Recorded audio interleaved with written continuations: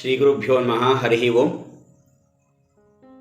ನಮ್ಮ ಭಾರತೀಯ ಸನಾತನ ಧರ್ಮದಲ್ಲಿ ಭಗವಂತನ ಕಾಣುವ ಬಗೆಯನ್ನು ತಿಳಿಸುವ ಅನೇಕ ಪಂಥಗಳಿವೆ. ಅದರಲ್ಲಿ ಪ್ರಸಿದ್ಧವಾಗಿ 3 ಪಂಥ ನಮಗೆ ಕಾಣುತ್ತೆ. ಒಂದು ಶಾಂಕರ ಮತ, ಎರಡನೇದು ಶ್ರೀ ವೈಷ್ಣವರ ಮತ, ಮೂರನೇದು ವೈಷ್ಣವರ ಮತ, ಶುದ್ಧ ವೈಷ್ಣವರ ಮತ.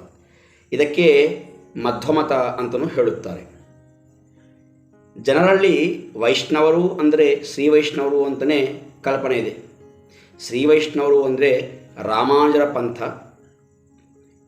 ರಾಮಾನುಜರನ್ನು ತಮ್ಮ ಗುರುಗಳು ಎಂದು ಭಾವಿಸಿ ಅವರ ಸಿದ್ಧಾಂತದಲ್ಲಿ ನಡೆಯುವವರು ಶ್ರೀ ವೈಷ್ಣವರು.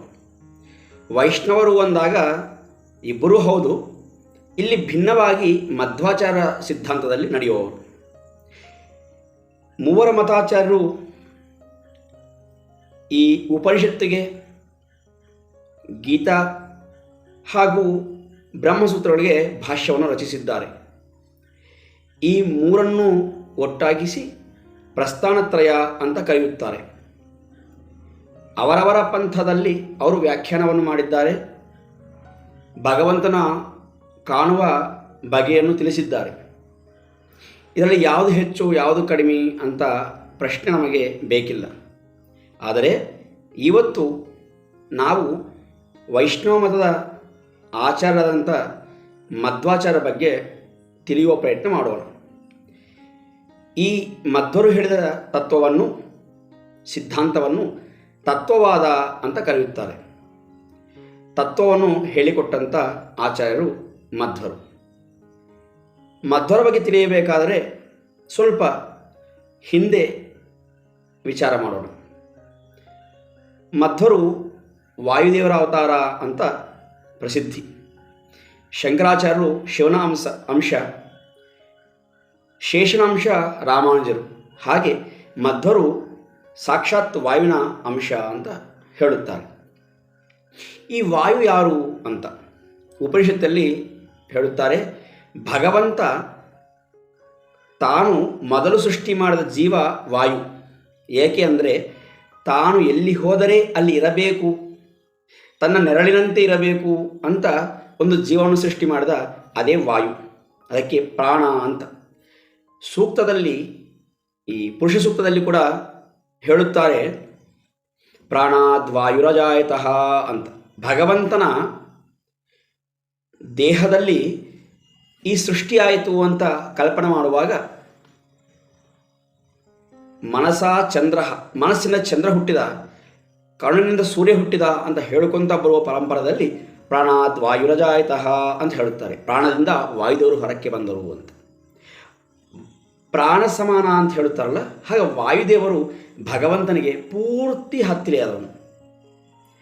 ಒಂಥರ ಹೇಳಬೇಕಾದ್ರೆ ವಾಯು ಇದ್ದಂಥ ಸ್ವೇಚ್ಛೆ ಯಾವ ದೇವತೆಗೆ ಇಲ್ಲ ಅಂತ ಹೇಳಬಹುದು. ಅದಕ್ಕೆ ವಾಯುದೇವರ ಸ್ತೋತ್ರ ಹೇಳುವಾಗ ಕೂಡ ಆಚಾರ್ಯ ಹೇಳಿಕೊಟ್ಟಿದ್ದೇನೆಂದರೆ, ಪರಮಾತ್ಮನ ಅಂಕದಲ್ಲಿ ಕೂತಿದ್ದಾನೆ ಅಂತ ಚಿಂತನೆ. ವಾಯು ಚಿಂತನೆ ಹೇಗೆ ಅಂದರೆ ಪರಮಾತ್ಮನ ತೊಡೆಯ ಮೇಲೆ ಕೂತಿದ್ದಾನೆ ಅಂತಂದು ಹೇಳುತ್ತಾರೆ. ಹಾಗಾಗಿ ವಾಯುದೇವರ ಹಿರಿಮೆ ಅದು. ಇನ್ನು ಮುಂದೆ ನೋಡಿದರೆ ಶೇಷದೇವರು ಧರೆಯನ್ನು ಹೊತ್ತಿದ್ದರೆ ಆ ಶೇಷನನ್ನು ಹೊತ್ತವನು ವಾಯುಕೂರ್ಮ ಅಂತ. ವಾಯುಕೂರ್ಮ ನಿಂತದ್ದು ಪರಮಾತ್ಮನ ಮೇಲೆ ಅಂತ. ಪರಮಾತ್ಮ ಆಧಾರವಾಗಿದ್ದರೆ ಕೂರ್ಮಾವತಾರದಲ್ಲಿ, ಆ ಕೂರ್ಮದ ಮೇಲೆ ವಾಯುದೇವರು ಕೂರ್ಮಾವತಾರದಲ್ಲಿ ನಿಂತಿದ್ದಾರೆ. ಆ ವಾಯುಕೂರ್ಮದ ಮೇಲೆ ಶೇಷ ನಿಂತಿದ್ದಾನೆ, ಆ ಶೇಷನ ಮೇಲೆ ಭೂಮಿ ನಿಂತಿದೆ ಅಂತ. ಹಾಗಾಗಿ ನಾವು ನಿಂತ ಈ ಭೂಮಿ ಮೂಲತಃ ಹೊತ್ತಿದ್ದದ್ದು ಪರಮಾತ್ಮ, ಆಮೇಲೆ ವಾಯುದೇವರು, ಆಮೇಲೆ ಶೇಷ ಅಂತ ಹೇಳುತ್ತಾರೆ. ಇದೆಲ್ಲ ಉಪನಿಷತ್ತಿನಲ್ಲಿ ಬರುವಂಥ ಕತೆ. ಇನ್ನು ವಾಯುದೇವರು ಮಹಿಮೆಯನ್ನು ಹೇಳುವ ಒಂದು ರೋಚಕವಾದ ಕತೆ ಉಂಟು ಉಪನಿಷತ್ತಿನಲ್ಲಿ. ಒಮ್ಮೆ ಈ ಇಂದ್ರಿಯಗಳಿಗೆ ಅಭಿಮಾನಿಗಳಾದಂಥ ದೇವತೆಗಳು ಸ್ಪರ್ಧೆ ಮಾಡಿದರು, ಯಾರು ಹೆಚ್ಚು, ಯಾರು ಶ್ರೇಷ್ಠರು ಅಂತ. ಕಣ್ಣನ ಅಭಿಮಾನಿ ಸೂರ್ಯ, ಹಾಗೆ ಅಗ್ನಿ ವಾಯು, ಅಗ್ನಿ ಬಾಯಿಯ ಅಭಿಮಾನಿ, ಕಿವಿಯ ಅಭಿಮಾನಿಗಳಾದಂಥ ದೇವತೆಗಳು, ಮೂಗಿನ ಅಭಿಮಾನಿ ದೇವತೆಗಳು, ಮನೋನಿಯಾಮಕ ರುದ್ರ, ಹೀಗೆಲ್ಲರೂ ಕೂಡ ಸ್ಪರ್ಧೆ ಮಾಡಿದರು, ನಾನು ಹೆಚ್ಚು ಅಂತ. ಎಲ್ಲರೂ ಒಟ್ಟಿಗೆ ಸೇರಿಕೊಂಡು ತೀರ್ಮಾನ ಮಾಡೋಣ ಅಂತ ಬ್ರಹ್ಮನ ಬಳಿಗೆ ಹೋದರು. ಬ್ರಹ್ಮ ಹೇಳಿದಂತ, ಹೀಗಲ್ಲ, ಎಲ್ಲರೂ ಕೂಡ ಒಂದೊಂದು ದಿನ ರಜೆ ಹಾಕಿ ಹೋಗಿ. ಯಾರು ರಜೆ ಹಾಕಿದಾಗ ಈ ಜೀವ ನಿಷ್ಕ್ರಿಯನಾಗುತ್ತಾನೋ, ಅಚೇತನನಾಗುತ್ತಾನೋ ಅವನು ದೊಡ್ಡವನು ಅಂತ ಹೇಳಿದರು. ಆಯಿತು ಅಂತಂದು ಹೇಳಿ ಕಣ್ಣಿನ ಅಭಿಮಾನಿ ದೇವತೆ ಸೂರ್ಯ ಒಂದಿನ ರಜೆ ಹಾಕಿದ. ಏನೂ ಆಗಲಿಲ್ಲ ಜೀವನಿಗೆ. ಬಾಯಿ ಅಭಿಮಾನಿ, ಮೂಗಿನ ಅಭಿಮಾನಿ, ಕಿವಿನ ಅಭಿಮಾನಿ, ಮನೋ ಅಭಿಮಾನಿ ರುದ್ರ, ಹೀಗೆಲ್ಲರೂ ಹಾಕಿದರು ನೀವು. ಆದರೆ ಯಾರಿಗೂ ಎಂಥ ತೊಂದರೆ ಆಗಲಿಲ್ಲ ಜೀವನಿಗೆ, ಯಾರು ಹೋದಾಗಲೂ. ಆಗ ಮುಖ್ಯ ಪ್ರಾಣ ನಾನು ರಜೆ ಹಾಕ್ತೀನಿ ಅಂತ ಒಂದು ಅರಕ್ಷಣ ಮೇಲಕ್ಕೆ ಹೋದನಂತ. ಎಲ್ಲ ಇಂದ್ರಿಯಾಭಿಮಾನಿ ದೇವತೆಗಳು ಅವನನ್ನು ಹಿಂಬಾಲಿಸಿ ಹೋಗಿಬಿಟ್ಟವ. ಜೀವ ಅಚೇತನಾಗಿ ಬಿದ್ದ. ಅದೇ ಹಾಗಾಗಿ ವಾಯುದೇವರು ಪರಮ ಮುಖ್ಯರು, ಅದಕ್ಕೆ ಅವರಿಗೆ ಮುಖ್ಯ ಪ್ರಾಣ ಅಂತ ಹೆಸರು ಬಂತು.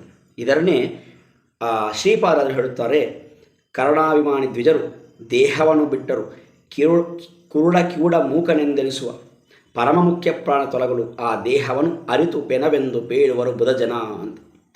ಕಣ್ಣಿಗೆ, ಮೂಗಿಗೆ, ಬಾಯಿಗೆ ಅಭಿಮಾನಿ ದೇವತರು ಇರ್ತಾರಲ್ಲ, ಇವರು ದೇಹವನ್ನು ಬಿಟ್ಟರೆ ಕುರುಡನು, ಕಿವುಡನು, ಮೂಕನು ಅಂತ ಕರೆಯುತ್ತಾರೆ. ಮುಖ್ಯ ಪ್ರಾಣ ದೇಹವನ್ನು ಬಿಟ್ಟರೆ ಸತ್ತ, ಹೆಣ ಅಂತ ಕರೀತಾರೆ. ಹಾಗಾಗಿ ಮುಖ್ಯ ಪ್ರಾಣನು ಶ್ರೇಷ್ಠನು ಅಂತ ಹೇಳಿ ಉಪನಿಷತ್ತಿನಲ್ಲಿ ಬರುವಂಥ ಕತೆ. ಏನು ಮುಖ್ಯ ಪ್ರಾಣ ಅಂದರೆ, ರಾಜನಿಗೆ ಹೇಗೆ ಮಂತ್ರಿಯೋ ಹಾಗೆ ಭಗವಂತನ ಸಖನಾಗಿ ಅವನ ಹಿಂಬಾಲಿಸಿಕೊಂಡು ತಿರುಗುವವನ ಮುಖ್ಯ ಪ್ರಾಣ. ಹಾಗೆ ಮುಖ್ಯ ಪ್ರಾಣನ ಒಂದು ಅನುಗ್ರಹ ಆದರೆ ಭಗವಂತನ ಅನುಗ್ರಹ ಆಗುತ್ತದೆ ಅಂತ ಇದು ಉಪನಿಷತ್ತು ಕತೆ. ಹಾಗಾಗಿ ಮಾಧ್ವರು ಹೇಳುವುದು ಭಾರತೀಯನ ಮುಖ್ಯ ಪ್ರಾಣಾಂತರದ ಶ್ರೀ ಲಕ್ಷ್ಮೀನಾರಾಯಣ ಪ್ರೇರಣೆಯ ಲಕ್ಷ್ಮೀನಾರಾಯಣ ಪ್ರೀತ್ಯರ್ಥಂ ಅಂತ. ಮುಖ್ಯ ಪ್ರಾಣ ದ್ವಾರ ನಾವು ಪೂಜೆಯನ್ನು ಸಲ್ಲಿಸಬೇಕು ಅಂತ ಹೇಳೋದು ಪರಿಪಾಟಿಯಾಯಿತು. ಇಂಥ ಮುಖ್ಯ ಪ್ರಾಣ ಇನ್ನು ಏನೇನು ಅವತಾರ ತಾಳಿದೆ ಎಂಬುದು ನಾಳೆ ದಿವಸ ನೋಡೋಣ. ಸ್ವಸ್ತಿ.